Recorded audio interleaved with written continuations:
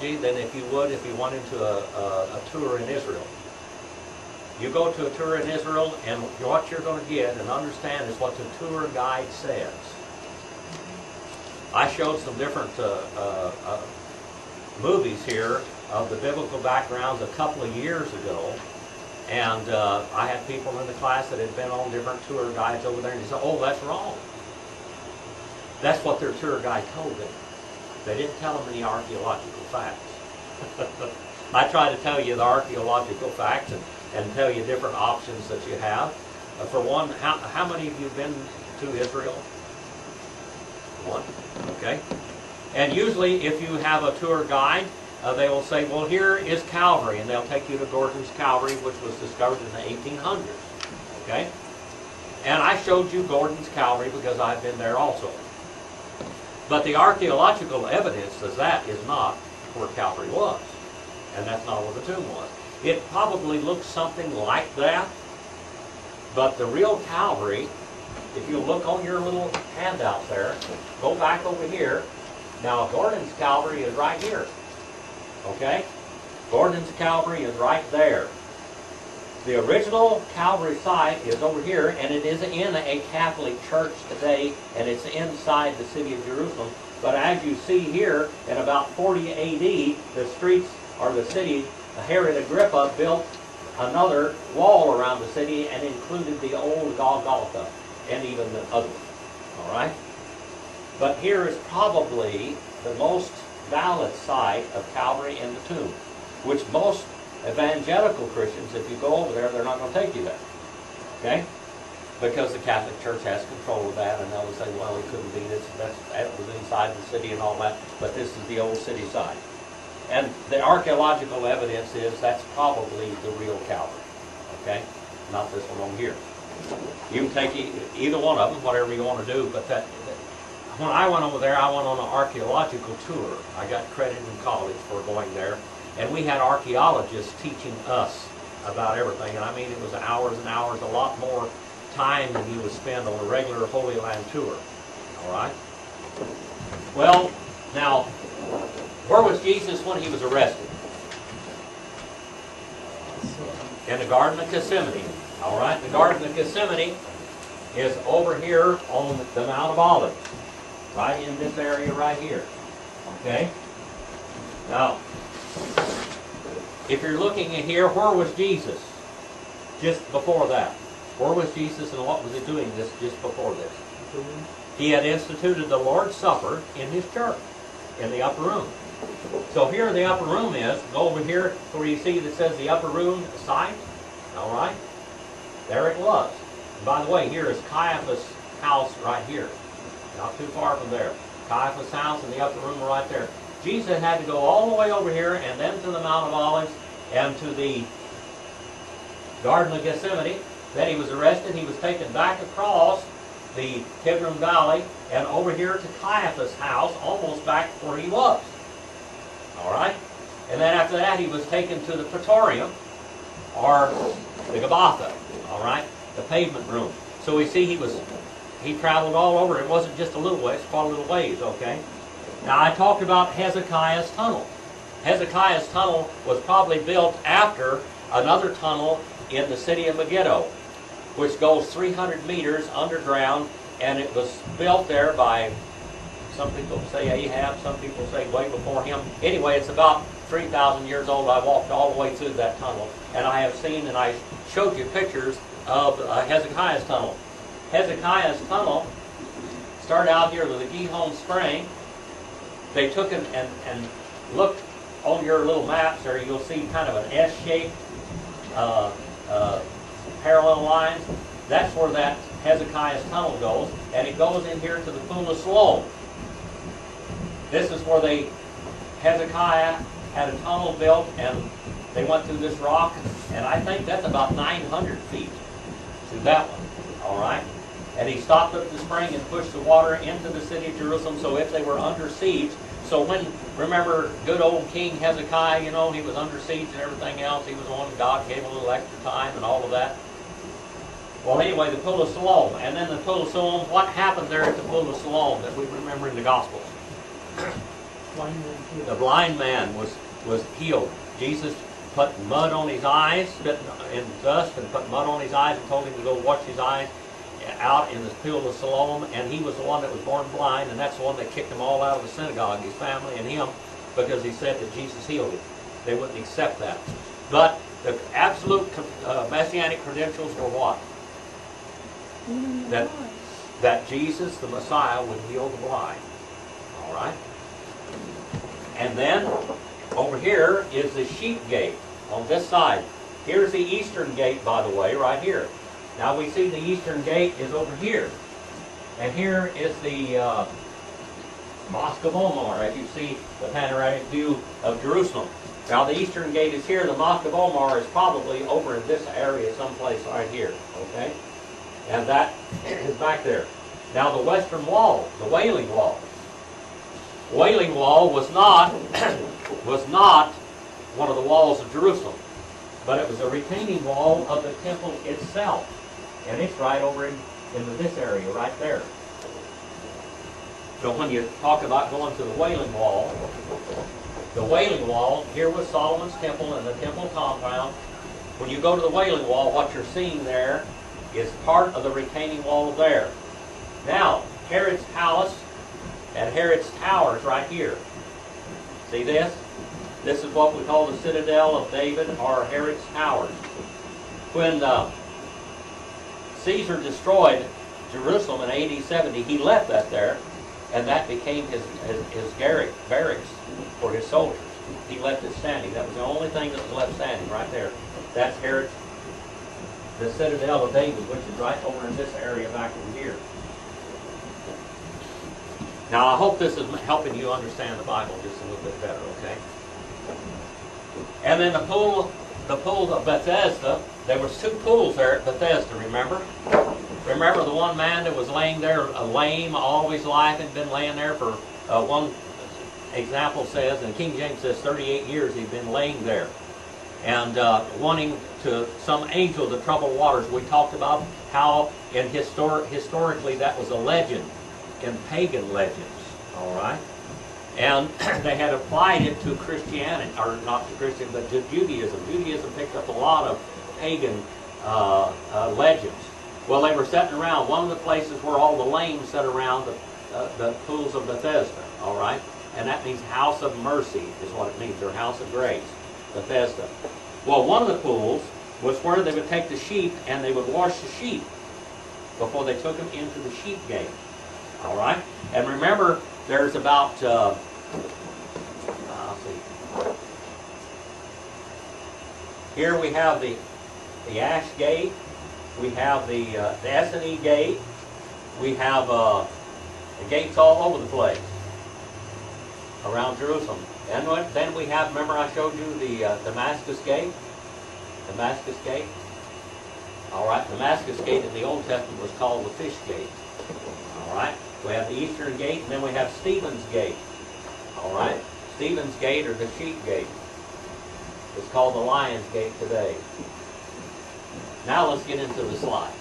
Does that help you a little bit? And then you've got a handout where you can, when you're reading your Bible, look and see where these things took place. And I will leave this chart up here in the room so you can come and refer to it off and on. I hope these classes aren't boring you with the slides. I didn't do them for so many years because I thought I'd bore people to death with the slides. But anyway, and if somebody could get the lights, please. We'll... I'm the light lady. You're the light lady?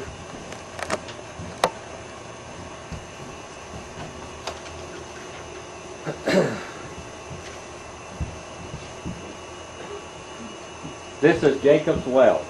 This is where, and I showed this to you before. This well is 90 feet deep and it's about 7.5 feet wide down and below. I have had water and drank water out of this well. This Jacob built this well, dug this well so many years ago in Shechem, between those two mountains. And this is in John the 4th chapter. This is where Jesus met the woman at the well of Samaria, and the well was deep, and had to have a bucket to get water out of the well, and he didn't have any way to draw it.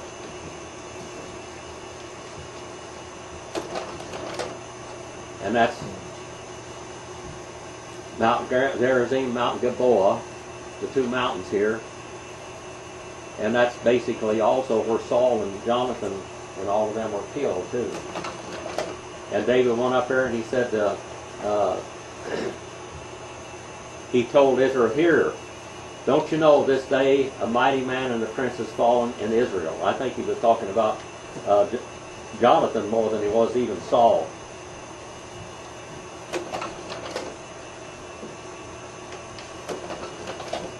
And there we have the Samaritans. That race of people has been pure for 2,500 years. We know that that the Jews wouldn't have anything to do with the Samaritans, would they? The Samaritan woman. But who was the father of the Samaritans? Who was their father? Where did he go back? I mean, they were part Assyrian when they were carried off into Assyrian captivity. But whose children were these? These were Joseph's children. These are Joseph's. Now the Samaritans today, there's about, well, in 1975 and 76 when I was there was 480 of them alive. They had kept themselves completely pure. They say that that scroll that they got there, that Aaron wrote it. That it's the oldest book in the world. Well, people don't believe that that's actually that old, but I tell you one thing, that's an old book. That's an old scroll, regardless. Anyway, those are Samaritan priests. And remember the Samaritan woman, when she asked Jesus, what did she ask him? Master or Lord, on this mountain or in Jerusalem, where is the right place to worship the Lord? Because she was a Samaritan, they said, this is where you worship the Lord. The Samaritans would only accept the first 5 books of Moses. They didn't accept anything else. They accept the first 5 books of Moses. You know, Genesis, Exodus, Leviticus, Numbers, and Deuteronomy. Those were the inspired books of God as far as they were concerned. The rest of it, they didn't believe in it because a lot of it was written for somebody else. You know, it wasn't their mail. Well, anyway, he said, you people don't know, but we have received the revelation. And then he told her plainly, one of the only person they ever told that he was the Messiah. And she said, we know Messiah, when Messiah comes, that he will tell us all things. What hill was there? Mount Gerizim was where their temple was. Gerizim. Okay. And then we know that the Maccabees went up there and destroyed their temple. This is basically Ahab and Jezebel's palace. This is where we were last week. Ahab and Jezebel's palace. This is basically where Salome danced and all of that. All right. This is the Herod also had a palace down here. Matter of fact, Herod built a lot of things. Herod the Great built many, many, many palaces all over the place. He built Masada. He built a Herodian. He was buried at the Herodian, which I showed you pictures of Masada and Herodian. He built Caesarea. He built this palace here. He built the temple in Jerusalem. Built all that city up there that you see in the gates and everything that you have there. And then he built a citadel which was called Herod's Citadel or Herod's Palace or Herod's Fortress that was built over the fortress of David, where David had it. These are the old rooms in the palace around there. This goes way, way back. And by the way, Solomon had stables here also in this area. Solomon was over Israel and Judah, wasn't he? All right, there's the Israelite wall that goes back to over 3,000 years. This is part of that old palace in the city there in Samaria.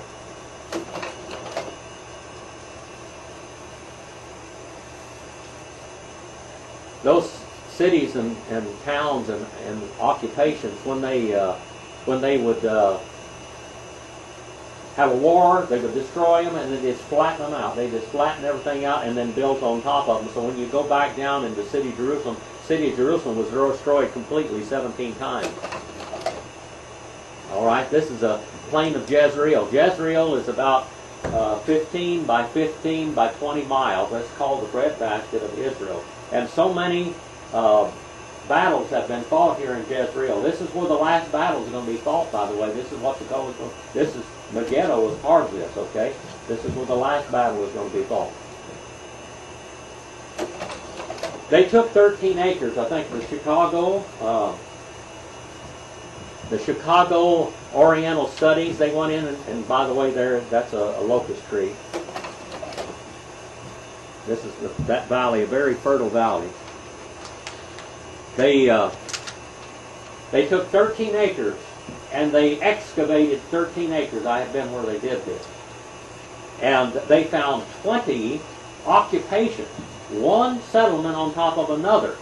20, and it goes back to 3000 BC, back into this area. It's always been a very fertile area. As you can see, it's very fertile ground.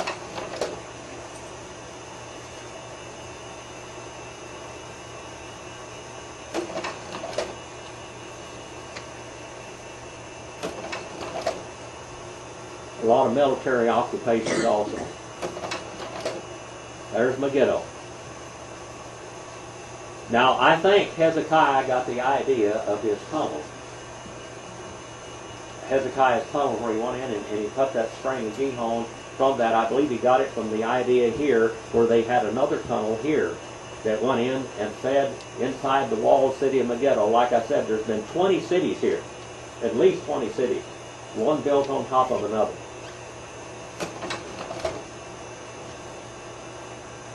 This is some of the old excavations. By the way, what did Solomon have here in Megiddo? He had a palace also, but what else? A gate? Huh? A gate? What? Gate? A gate? Well, there's gates to the palace and everything always, but he had his stables here. Now, Solomon wasn't supposed to have horses, was he? God said, don't you build up horses and everything. Horses were the animal battling, and they were fast, and if you had horses, it's like having helicopters, okay, today, and aircraft. That was how you travel fast in battle. He told him not to do that, but this was where Solomon's stables was. This was his trading area where he traded with Egypt and all through the rest of the Middle and Far East. These are all of the ancient, that goes all the way back to Solomon and Ahab and Jezebel. This is where that last battle is going to be fought now. This is the place where the blood is going to run how deep? Up to the horses' bits. There's part of the water troughs for Solomon's stable. By the way, the Arabs say that Solomon never lived, that he was a big fictitious character. They say that the Jews say that Jerusalem was where Solomon built the temple, and the temple area is up there. The Arabs say that Solomon never built a temple, nor did Herod ever have a temple on that mount. Denial is a wonderful thing, you know. Now we're going to go down to this tunnel. And there it is. I walked all the way through this tunnel. This tunnel is over 3,000 years old. It was built to do exactly the same thing as the Pool of Siloam. In Jerusalem, Hezekiah got the idea of this tunnel because right here at the Gihon Spring, he dug a tunnel all the way from inside the wall of Jerusalem all the way out, about 900 feet or so. This one's 300 meters here. How long is 300 meters? All of you guys that know this modern stuff. Anybody know 300 meters?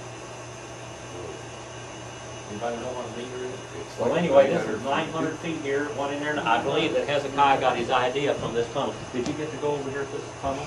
No. Walk through it? No.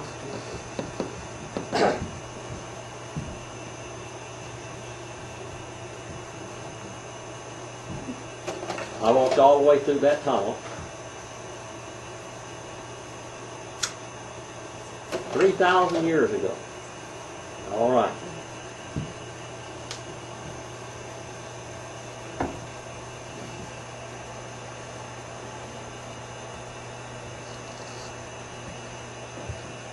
That's Mount Tabor. On top of that mountain, it's about 1,300 yards to 450 yards, that top up there. a lot of things took place up on Mount Tabor. Remember when they were having wars and Sisera was up there and they were having battle and Sisera went up here and remember Deborah? Remember what Deborah did? Sisera went into Deborah's tent and he told her to give him something to eat. She gave him something to eat and he laid down, and what did she do to him? She took a tent peg and drove it to his head and killed him. That is where Deborah killed Sisera, right there. This possibly is a Mount of Transfiguration. If, indeed, this is a Mount of Transfiguration, they've got 2 or 3 of them, of course. But if this was the Mount of Transfiguration, who was on that mountain? Who were the individuals up there? There were a few, John and Peter, all right, and who else? Who were the other guys from the Old Testament characters? Moses and Elijah. Okay, so indeed, Moses may have got to go into the Promised Land at last, didn't he? All right, if he was up on the mountain, we know he was on the Mount of Transfiguration, wherever it was, and he did get to go into the Promised Land. All right, not in his lifetime, but later. There's another picture of it. By the way, a man married 2 women, and they didn't get along at all. Period. Does that sound familiar?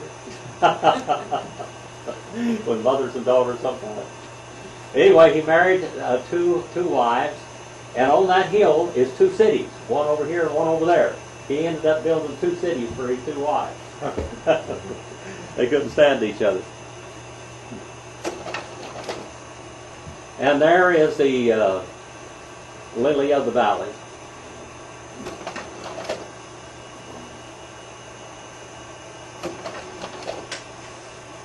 And that is the Sea of Galilee looking down on Tiberias.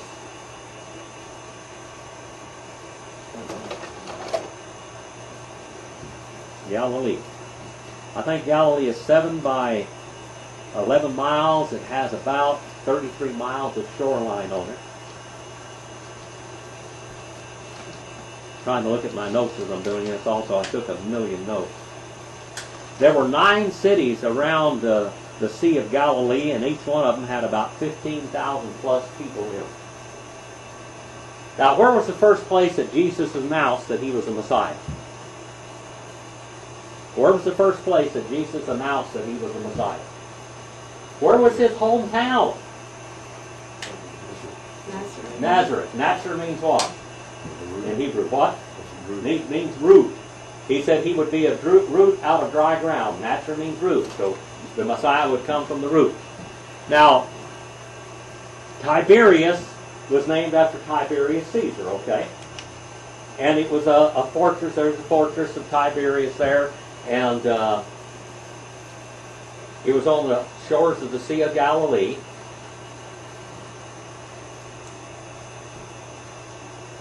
After 100, a little after, the Jews were pretty much annihilated in 70 AD, and Masada took place. And the Jews never did give up. The Roman government said to the Jews that they could not go back to the city of Jerusalem at all. So the rabbinical center of the Judaism, they hadn't given up yet. I mean, they haven't given up today yet, people. I mean, they're still denying the Messiah today and so forth. But they went to Tiberias, and here's where all of their educational schools and their rabbinical schools, this is where they call they think that the Jerusalem Talmud was written here in Tiberias. There are more rabbis buried in Tiberias than any other place. And this was a holy place to them. How many of you ever heard any about that at all? Well, they're still fighting the Lord today. Even though they're back in the land, God's going to deal with them. He's going to have to smack their heads. That's the valley of Megiddo to get their attention real good. But they will be his people in the millennium. Where did Jesus start preaching? Was it there? He started preaching in Nazareth. Yeah. He stood up there and he read, he said, "This day in your ears the fulfillment of this prophecy has been fulfilled." What did they try to do to him? They tried to kill him. So he went to Capernaum and the Sea of Galilee. Now this was absolutely the main roadway through all the Middle East. was right through this area right here. I can't remember the name. It was the Archaeology Way or something like that. I can't remember the name of it. It escapes me. But right through here was where everybody that went to the Middle East or the Far East, down into Egypt and everything, they all go through here. And this was like the newspaper. This is the New York City, the LA Times of this area. So Jesus went into this area right here and began his ministry because it would be noised abroad. Everybody would know about it, all the way from Egypt to Russia. Every place. Into Rome. This was the place right here. All of these 9 cities around with 15,000 plus people in each city. Remember when I told you that Jesus spoke, he had a church that was big, people. The word oklos in Greek, oklos means 5 to 15,000. The word okloi means 15,000 plus people. All right, now if there's 15,000 people in 9 of these cities, it says that the city just emptied out to hear Jesus, didn't it? People coming from all over the place are coming here to hear Jesus. Even from Egypt. And there at Jerusalem, there were probably 1 million people in that little old city right there, camped around there during the holy days, the Passover, okay? And they heard Jesus. All right? Well, then Jesus went down from Nazareth and began his ministry, and this is where he called out his church. Ecclesia means once called out, right here. There I am. I'm the one that's 29 years old. All right? I'm the one on the right. You may not even be able to recognize me. And I am there with 2 Jewish boys. The one is an archaeologist to my right, and the other one over there is the bus driver. He's a Jewish bus driver. He looked like Joe Namath, by the way they said. I don't know what Joe Namath would look like, but that's what he looked like. And here we have Magdala. Magdala was quite a city. There was a lot of skullduggery going on in Magdala, and this is where Mary Magdalene came from. They say maybe she was a prostitute in Magdala. All right? It's right on the seashores of Galilee, also one of the cities. And the thorns that were woven and put around Jesus' head, there are the thorns. They are very sharp thorns. Long and sharp thorns. A lot different than tumbleweeds or Russian thistle here. Here we look in, now the city around, all the cities around Galilee. Galilee is called Gennesaret, and also today the Sea of Gennesaret. And it was a very fertile area. They had a lot of water. But when the Jews got back into the land here, the Sea of Galilee is almost 700 feet. It's 686 feet below sea level. Did you know that? You can fly all the way from the Dead Sea, or even down below the Dead Sea, almost Bozrah down there. You can fly all the way up what they call the Jordan Rift, and an airplane can fly 500 feet above the ground and still be under sea level, below sea level. When they were building bombers and fighter planes for this area, the instruments would not work. They had to redesign the instruments because they had to fly under sea level, below sea level. Okay? And the Sea of Galilee is 686 feet below sea level. Like I said, it's about 11 by 7 miles. It's about I think about 160 feet, well, 137 to 157 feet, according to what the what the water level is in it. Now, sea level is almost 700 feet higher than this, isn't it? Okay? Now, in the Sea of Galilee, there are a lot of salt springs. The Dead Sea is full of salt, isn't it? That's the most salt concentrated and chemical concentrated area in the world. It says it's about 28% solids in that water. You cannot dive into the sea, into the Dead Sea. You jump in it, it's like jumping on the ground. The water is kind of greasy and oily and slimy feeling, but you cannot go down it. If you wanted to dive into it, and by the way, it's almost 1,300 feet deep. The Dead Sea is about 1,300 feet below sea level. That's the lowest point in the earth, and it goes about 1,300 feet deep. Is there any fish or sea? Nothing lives in the Dead Sea. Now the Jordan River comes out of the mountains and goes into the Sea of Galilee. Capernaum is about 2.5 miles from where the Jordan enters the Sea of Galilee, okay? Now later on the Jews went in here, you know, they're always thinking, there's a lot of salt springs. Since the ocean is higher than the Sea of Galilee, there could be fissures in the earth, and there's salt springs coming up from the ocean and coming up in the Sea of Galilee. There's a lot of salt coming into the water. So they couldn't use that for irrigation because it makes the ground real alkaline. So they went down and they capped off the salt springs in the bottom of the Sea of Galilee, and they piped them out, and they put them back into the Jordan River on down, so it wouldn't come back into the ground. All right? And it still goes down to the Dead Sea, but the water in the Sea of Galilee is fresher now than it ever was. How many of you ever eat tilapia? Anybody ever eat tilapia fish? Tilapia? You know what tilapia is called over there? You know where tilapia was originated and bred from? The Sea of Galilee. That's Peter's fish. That's what they call Peter's fish. When you go over there to the Sea of Galilee, you will get this tilapia. They will cook it and they will fry it, and with all the head and the scales on it and everything else, and you know, that's what you call your dinner. They'll give you French fries and tilapia. All right. What? It's called Peter's fish. I don't know whether I have a picture of that in here or not. Maybe.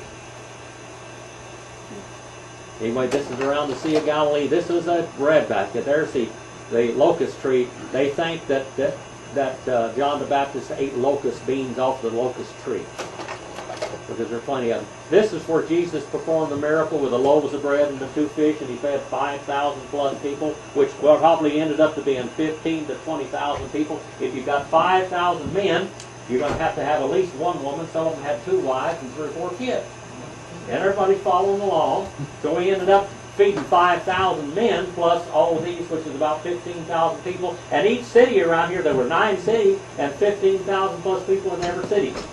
Okay? You get a little biblical background now? A little bit of archaeology, all right? So there's a lot of people around here that Jesus is preaching to. And this is the roadway of the world. Everybody's hearing about Jesus. He's on CNN News, basically. You know, this is it. The news capital of the world right here. By the way, this is the area where Jesus fed the 5,000. Not too far from here also is where Jesus called Peter out. And remember when Peter was out there in the boat when he went fishing, after the Lord was resurrected, after the resurrection and everything else, he jumped in the water and swam to the shore, and Jesus was making breakfast for him. This is all in this area here. That is an olive press, by the way. I'm standing by this olive press. The olive press, and I'll show you another one here in just a little bit. The olive press, extra virgin olive oil. You know what that is? That's the first cold press, they say. They put the olives in there and they'll run over them with this wheel. And the olive oil is coming out, and that's what you call extra virgin olive oil. And then, the not so extra virgin, they even call it virgin olive oil and everything else because it's not mixed with anything else. But they'll take it and they'll heat up the pulp and the meat, and they'll put it in a bag, and they'll put it on top of a, well, I'll show you one of them in a minute too. I think it's here someplace. There's Capernaum. There's our archaeologist. This is Capernaum. We're studying these sites and all the background of it, okay? There's part of the city of Capernaum. By the way, what happened here at Capernaum that was very important? Remember, Jesus healed a man here, didn't he? A man's child. And he was a very rich centurion, wasn't he? And he built the synagogue for the Jews here. This Roman centurion built the synagogue for the Jews. He produced it. All right? That synagogue is found. It's there today even. This is where the centurion showed up. This is where the centurion he said, built. you have so much faith. Because He had so much faith. He said, all you have to do is just say it and be done. You don't have to go there. He said, I haven't seen so much faith in Israel. He said, your son's healed. There's the olive press. This is for the heated olive oil. On top of that, I don't know whether I got the picture of the top of it or not. Let me see. No, not yet.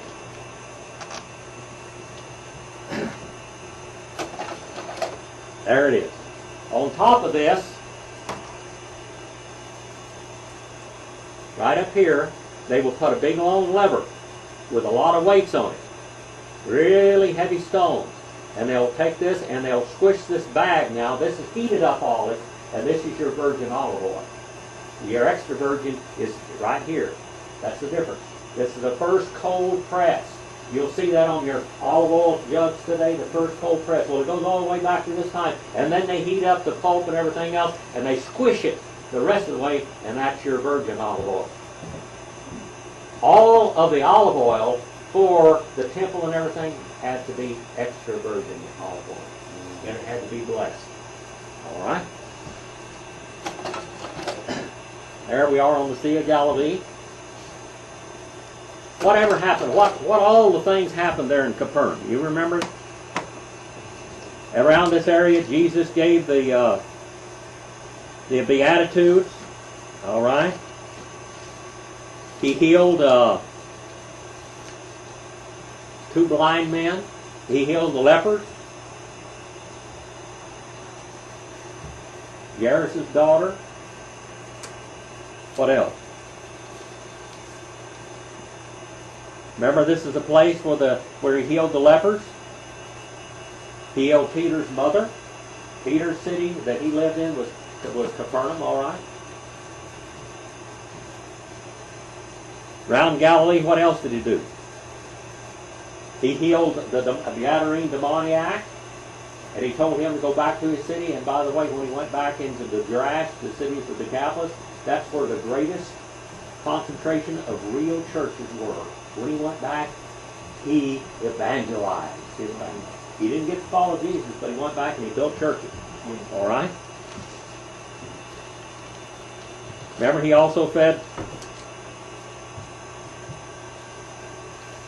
15,000 people also here, didn't he? 15,000, 5,000, and 7,000, which makes a whole lot more. There's the Sea of Galilee. Like I said, it's about 11 by 7 miles. I took that picture when I was going across the Sea of Galilee on the boat. There's Ernest Crawford. Brother Burns in the background. This is before daylight on the Sea of Galilee. I was in a hotel room there. We had blackout shades on the wall, and when you look on the outside of it, that's the Golan Heights over there, by the way. The Arabs would be over there on that side, okay, and they would be shooting bullets. Pretty easy to shoot a bullet, 5 miles, okay? A big, heavy 50 caliber machine gun bullet, they'll go that way. You can shoot for a long way with a 50 caliber machine gun bullet.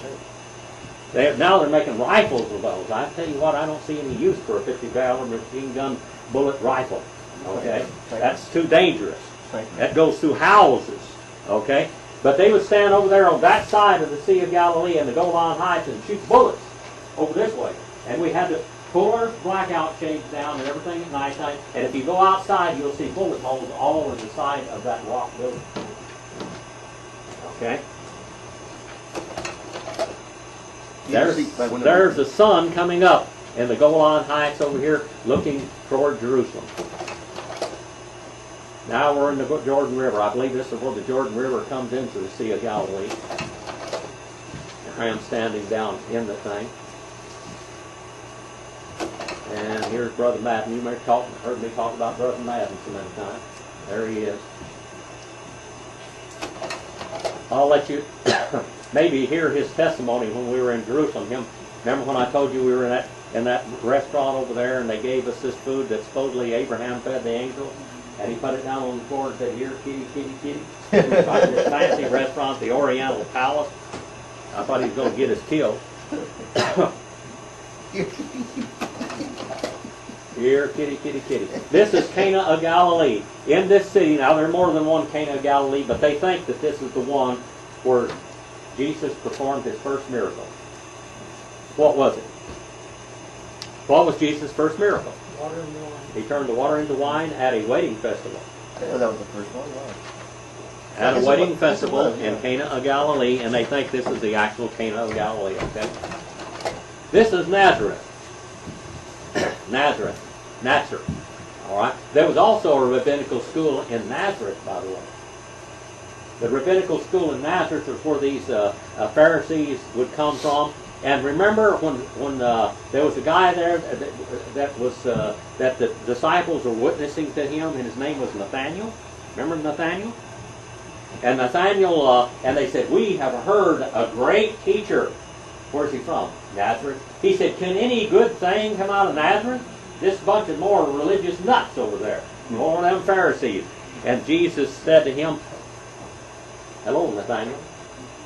He said, "Where did I know you?" And he said, "I saw you when you were under the what? The fig tree." Evidently, that's where he was praying. And then he said, "He was the Lord. This is the Lord. This is Jehovah." Nazareth. All right, there's a Baptist church in Nazareth. Take a picture of that. When was this? In 1975 and 76. All right, this is a long time ago. So it's This is probably ancient changed. history. Probably changed by this. It's probably changed a lot. Jerusalem doesn't even look the same. Hmm. I see a picture of Jerusalem today. It doesn't look like that. Doesn't look like when I was there at all. Last week I brought a panoramic view of Jerusalem, and it doesn't look anything like that there. There is they still at that time were using camels and donkeys and everything else for transportation, and that camel is loaded up, as you can see. He's loaded. And there is Mary's well, and we know this is Mary's well. This is the only spring that it's in Nazareth, so this is the place, they say, where who talked to Mary and told her she was going to have a baby?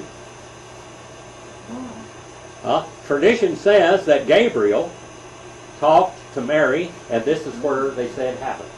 You know, everything happens at the well, doesn't it? You know, that's where everybody met everybody. You want to get married, go to the well. She's going to have a baby.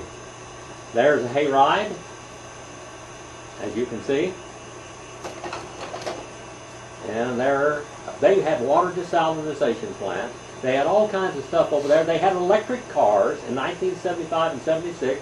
And we haven't caught up to these people yet today, because we don't want to. All right. And in Haifa is the diamond factory. The Jews, remember, they forbid the Jews in Spain and different places. They couldn't have any banks. The Jews are real good with money. They know how to multiply. All right. So they started. They couldn't have a bank. So what did they start? They started hawk shops. Hawk shops. Oh, that's right, hot shop. Hawk shops. All right. And what was their media of trade? If you go down to the Fairfax district in Los Angeles, what is the media of trade down there? Diamonds. All right. So here we are. You study history. When I taught church history, you learn all this stuff. We could take the classes on church history. That's all in church history.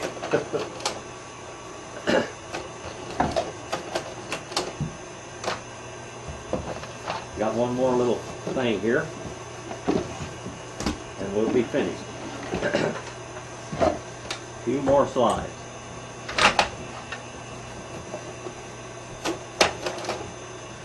All right.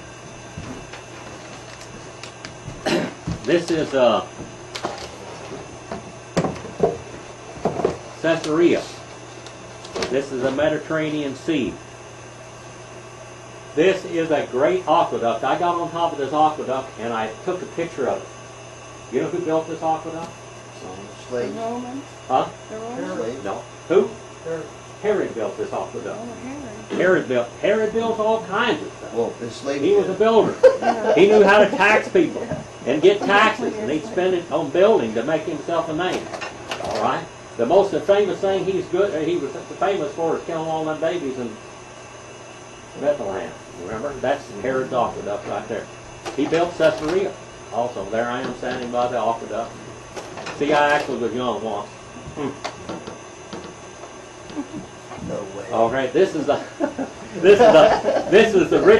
rich cats in Caesarea. That's where the big homes are. I'm looking down from Mount Carmel down on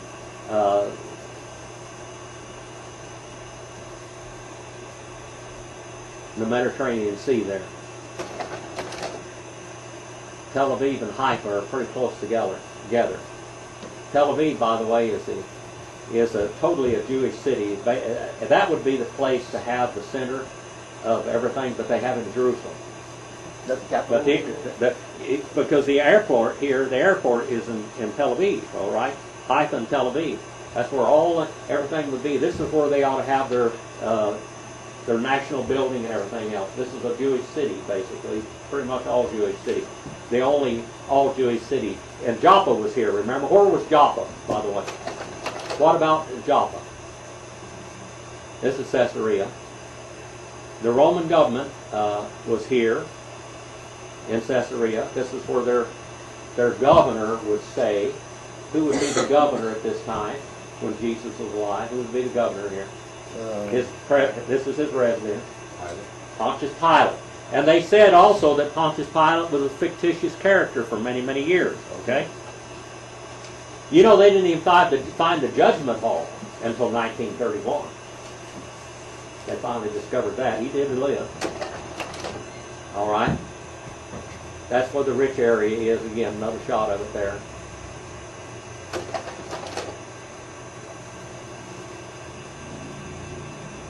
All right, this is Joppa. This is where the first Gentile church was established. All right? In Caesarea, from Joppa. There's a lot of military over there in that Sharon Valley. And here is Caesarea again. It's an ancient city. It goes back 3,000 plus years. Just beautiful water over there. That's an ancient river that runs through there that even Elijah went through here. Elijah had a fun contest here on Mount Carmel, didn't he? With the prophets of Baal. He busted them up though. Yeah, 450 prophets of Baal on that mountain. And here's this valley is just full of produce.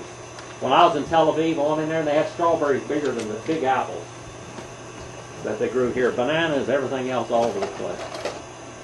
There's a grain tower right there. See the grain up there?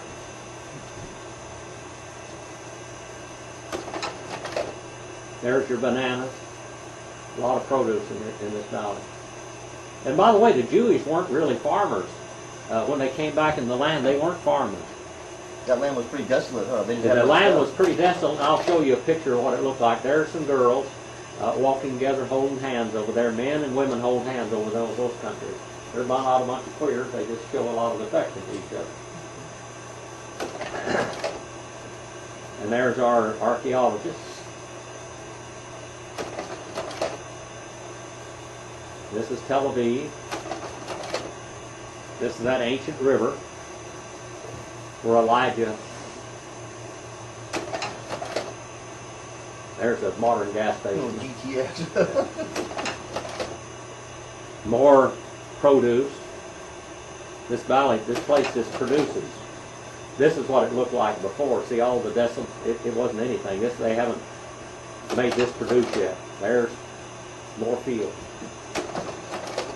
By the way, the Dead Sea has got more wealth in it than any place in the world. They say there's more chemicals and things in the Dead Sea. If they actually mine it, it has more wealth in the Dead Sea than anything else in the world. That thing is worth millions. That's what it looked like before the Jews came in there and started making it produce. The Arabs even say, it's good for the Jews to walk on the land.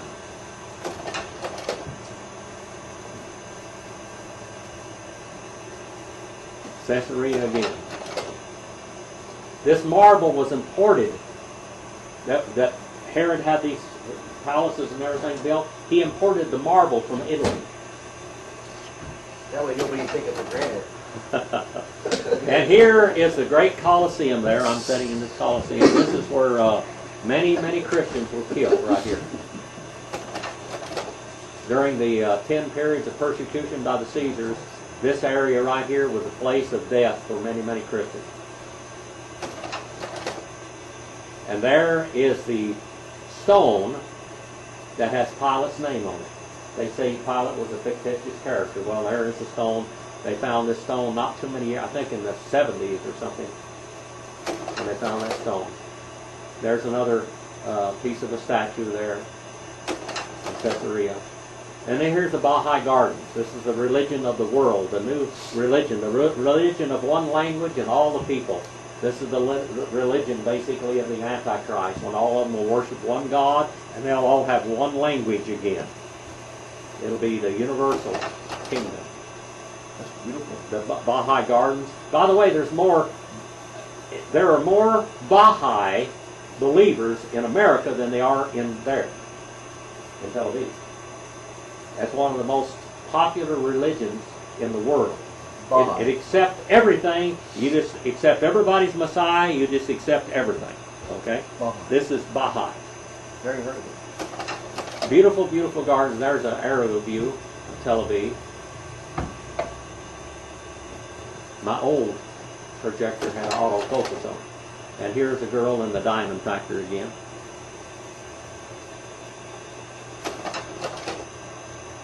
Here we are back at Caesarea. Baha'i Garden. Those are all natives, all the plants there? Those are all natives? They put all kinds of stuff in the Baha'i Garden. So it doesn't have to be anything. Yeah, it doesn't have to be native to that area. That's the end of it. There you've had all the slides that I have of the Middle East. Might near anyway. Can somebody turn the The light reading. light back on? Do you have any questions? Would you consider what did you say, Baha'i? Baha'i? Baha'i? Is that kind of like the New Age? It's the Baha'i religion is a religion that accepts everybody's religion. They believe that everybody ought to get along. Sounds good, doesn't it? And nobody ought to persecute anybody. They ought to all have one religion and speak one language. And you can be a Muslim and be Baha'i. You can be a Christian, so-called, and be Baha'i. Okay, all of this is going to be the one. This is conglomeration. That sounds like the Book of Revelation, doesn't it? Absolute, ultra ecumenical movement. All right. When you said the summit, what is that? You mean like when there was a summit, like in when you climb a mountain? Like is that just a plateau where you can stay, or like what is that? Like What's that? you say summit. There's a summit. Summit is the top of a mountain. The very top, Yeah. or before the top? The summit is the top. Okay. All right. You have different summit, and also a summit is a summit meeting. Also, you're talking about a top meeting, a summit meeting. Okay. Anything else? Next week we're going to go back in the Book of Matthew, and I hope that you can see the Book of Matthew better now that you've looked at the land of Israel. We went into Damascus, Syria. We went into Lebanon. We went into Jordan and Arabia, Rome. We looked at all different kinds of things during these slides. I hope I didn't bore you to death with them, but I wanted you to be able to see the land. After I went to Israel, I could see the Bible a lot better than ever before. You stood to it means a lot more to you because you can actually look at it and you can, when you read the book, you can see where you are.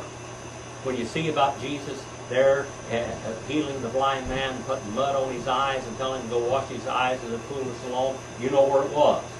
You just look and you see where all this was. When you see Jesus walking across the Kidron Valley, when you see him arrested and drugged across the Kidron Valley, back over to Caiaphas' house, you know where he's going. When they're in the upper room, when he was instituting the Lord's Supper in his church there in the upper room, before he was betrayed, you can see where it was, about where it was. You can see where he walked, how far he walked. When you go to Mary and Martha's house, which is on the slope of the Mount of Olives, toward Bethany, which goes on toward Bethlehem, all right? All of this, you can see it. You ready to go do something eternal? I'll be back here at 4:30 this afternoon. I have been working 60 to 100 hours a week on these slides and on the book of Genesis. I'm just about finished with the book of Genesis this afternoon, but this week I'm going to have to print the next volume, which will be volume 3. When I went to seminary, I am one of the last doctor of Bible language people there is.